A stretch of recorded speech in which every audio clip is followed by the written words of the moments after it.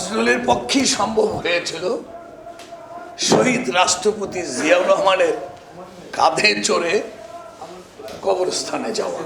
দুখুমিয়া থেকে শুরু করে আমাদের জাতীয় কবি কাজী নজরুল ইসলাম।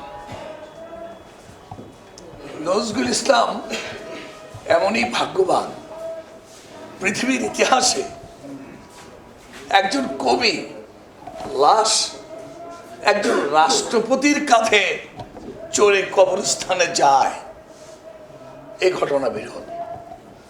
এটা একমাত্র নজরুলের পক্ষেই সম্ভব হয়েছিল শহীদ রাষ্ট্রপতি জিয়াউর রহমানের কাঁধে চড়ে কবরস্থানে যাওয়া।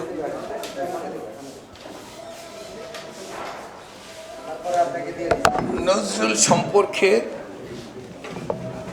বহু কথা বলা যায়। নজরুলের চেতনায় উদ্বুদ্ধ হয়ে আমরা যারা স্বাধীনতা যুদ্ধে অংশগ্রহণ করেছিলাম, তার কবিতা, তার গান আমাদেরকে চেতনা জুগিয়েছিল। নজরুল এদেশের জাতীয় কবি হিসেবে উপাধি পেয়েছেন। আমি তার বিদেহী আত্মার প্রতি শ্রদ্ধা নিবেদন করি আজকের এই দিন। নজরুলকে বলা হয়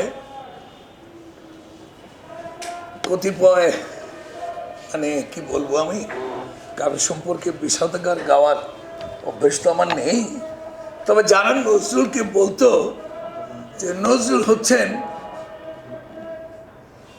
একটা ধর্মীয় কবি, মানে ওটাকে কি বলে মনি ভাই, কি যেন ভাষাটা ভুলে গেলাম এই মুহূর্তে।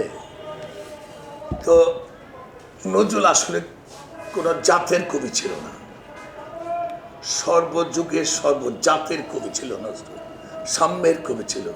সেজন্যই নজরুল লিখেছিলেন, গাহি সাম্যের গান, মানুষের চেয়ে বড় কিছু নাই, নয় কিছু মহিয়ান। নজরুল ছিলেন নারীদের কবি, সেই জন্য তিনি লিখেছিলেন, পৃথিবীর যাহা কিছু চির কল্যাণকর, অর্ধেক তার করেছেন নারী, অর্ধেক তার নর।